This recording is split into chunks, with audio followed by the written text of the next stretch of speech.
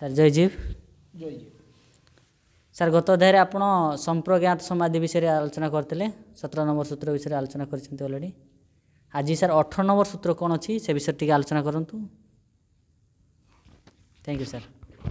ସପ୍ରେମ ଜୟଜୀବ। ଆଜି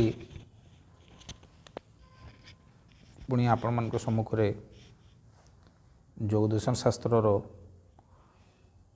18 ନମ୍ବର ସୂତ୍ରର ଆଲୋଚନା ଏବେ ଆମେ କରିବାକୁ ଆରମ୍ଭ କରୁଛୁ। ଗତ ଥର ଆମର ଆଲୋଚନା ହୋଇଥିଲା 17 ନମ୍ବର ସୂତ୍ର ସମ୍ପ୍ରଜ୍ଞାତ ସମାଧି ବିଷୟରେ। ବିତର୍କ ବିଚାରାନନ୍ଦା ସ୍ୱରୂପାନୁଗମାତ ସମ୍ପ୍ରଜ୍ଞାତ। ଇଏ ସମ୍ପ୍ରଜ୍ଞାତ ସମାଧି ଇଏ ହେଉଛି ଗୋଟେ ପ୍ରକାର ସମାଧି। ଆଉ ଏକ ପ୍ରକାର ସମାଧି ଅଛି, ତାହା ହେଉଛି ଅସମ୍ପ୍ରଜ୍ଞାତ ସମାଧି। ଏ ଅସମ୍ପ୍ରଜ୍ଞାତ ସମାଧିରେ ମହର୍ଷି ପତଞ୍ଜଳି କହୁଛନ୍ତି ଯେ ବିରାମ ପ୍ରତ୍ୟଭାସ ପୂର୍ବ ସଂସ୍କାର ଶେଷାନ୍ନା। 18 ନମ୍ବର ସୂତ୍ରର ବର୍ତ୍ତମାନ ଆଲୋଚନା କରିବାକୁ ଯାଉଛି। ତ ଆମର ଗତ ଥର ଯେଉଁ ସମ୍ପ୍ରଜ୍ଞାତ ସମାଧିରେ ମାନେ ସମ୍ୟକ ପୂର୍ବକ ପ୍ରକୃଷ୍ଟ ଜ୍ଞାନ ଯୁକ୍ତ ସାଧକ ରହିବ। ତ ଏଇ ଯେଉଁ ସେଇ ଯେଉଁ ସମାଧି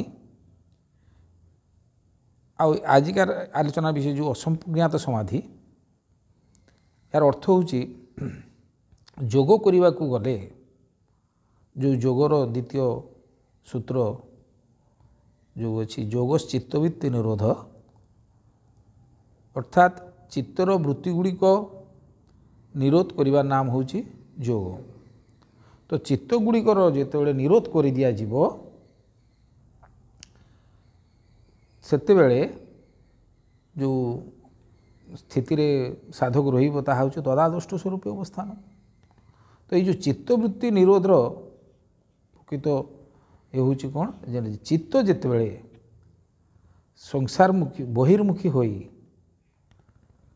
ବିଷୟ ଦିଗକୁ ଯାଏ ବୃତ୍ତି ଆକାରରେ, ସେ ବୃତ୍ତି ଆକାରରେ ଯେତେବେଳେ ବିଷୟ ଦିଗକୁ ଯାଏ ସେତେବେଳେ ବିଷୟରେ ଲିପ୍ତ ଥାଏ ଏବଂ ଆସକ୍ତିଯୁକ୍ତ ହୋଇଯାଏ, ଯାହାଦ୍ୱାରା ଏ ଯେଉଁ ଚିତ୍ତର ବୃତ୍ତି ଗୁଡ଼ିକ ଆମର ସଂସାର ହେବା କାରଣରୁ ଚିତ୍ତର ବୃତ୍ତି ହେଉଛି। ତ ଚିତ୍ତବୃତ୍ତି ଗୁଡ଼ିକ ନିରୋଧ କଲେ ଚିତ୍ତ ନିଜ ସ୍ୱରୂପରେ ସ୍ଥିତ ହେବ।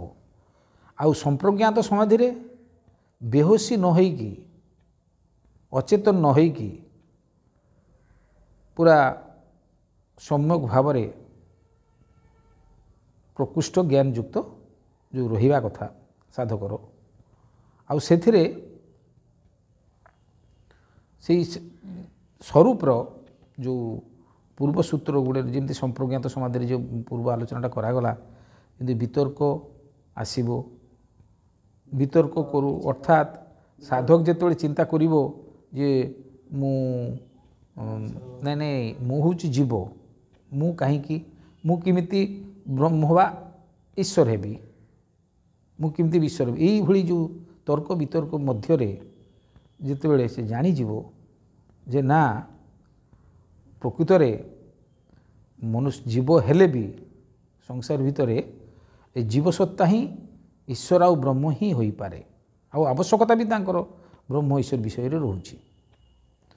ତ ଏଇ ଯେଉଁ ବିଚାରରେ ସେ ଜାଣିଯିବ ଯେ ଇଏ ହେଉଛୁ ଯେ ଅୟମ ଆତ୍ମା ବ୍ରହ୍ମ, ମୁଁ ହେଉଛି ସେଇ ଈଶ୍ୱର, ଯେଉଁ ବ୍ରହ୍ମ ସେଇ ଈଶ୍ୱର। ତ ବିଚାର କରୁ କରୁ ଯେତେବେଳେ ସେ ଜାଣିଯିବେ ଯେଉଁ ପରମ ସତ୍ୟା ବ୍ରହ୍ମ, ସେତେବେଳେ ତା ସାଧକ ମନରେ ଆନନ୍ଦ ଆସିବ। ଆଉ ଆନନ୍ଦ ସ୍ଥିତିରେ ଯାଇ ସେଥିରେ ଜାଣିବି ଯେ ମୁଁ ହେଉଛି ସଂସାରର, ମୋର ସାରା ସଂସାରର ହେଉଛି ମୁଁ ହେଉଛି ଜଣେ ସ୍ରଷ୍ଟା।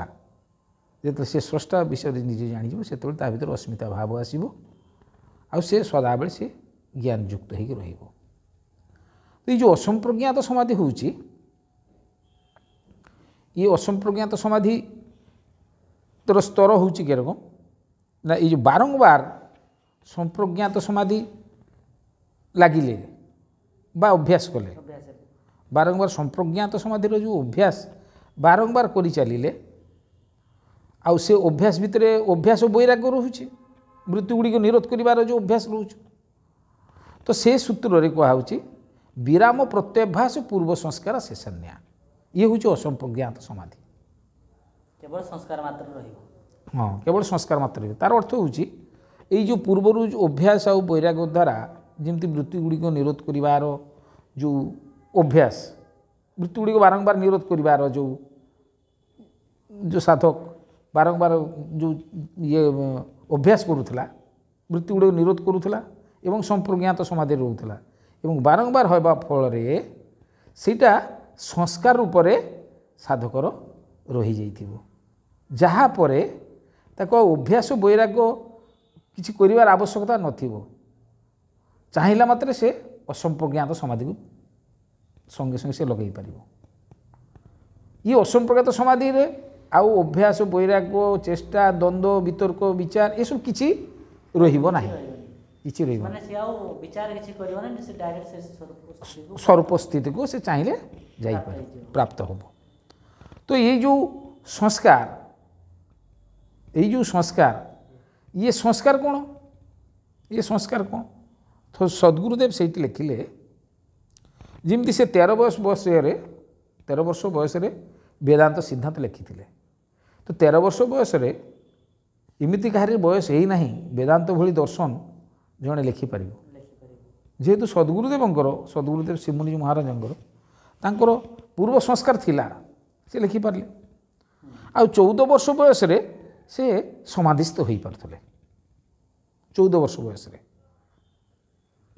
सेमती आर उदाहरण देइछंती जे मास्टर मदन बोली गोटे पिला 4-5-6 वर्षर पिला से भल गीत गाई पारे भल गीत गाई पारे ये कारण कौन ना तार संस्कार पाई तार पूर्वर तो संस्कार थिला से संस्कार पाई करि पारुछ सेमिति बाछुरी जन्म हैला मात्रे बाछुरी क्षीर पीवा आरंभ करे तार गाईठू तार माँ गाईठू से क्षीर पीवा आरंभ करे ताको कहीं सिखाई नहीं से संस्कार बसत से करमिति छोट पिला मनुष्य पिला से भी जन्म हैला मात्रे तार माँ कोड़े नेला मात्रे से तार क्षीर पीवा क्षीर स्तन मुहर लगेला मात्रे से क्षीर पीब एटा तार संस्कार तो यही जो संस्कार साधक साधन मात्र साधन करी करी जो विराम प्रत्ययाभ्यास कहते बारंबार ये जो चित्तर वृत्ति गुड़ी को बारंबार से जो निरोध करिवार जो अभ्यास विराम प्रत्यय से ही कारण संप्रज्ञात समाधि जगह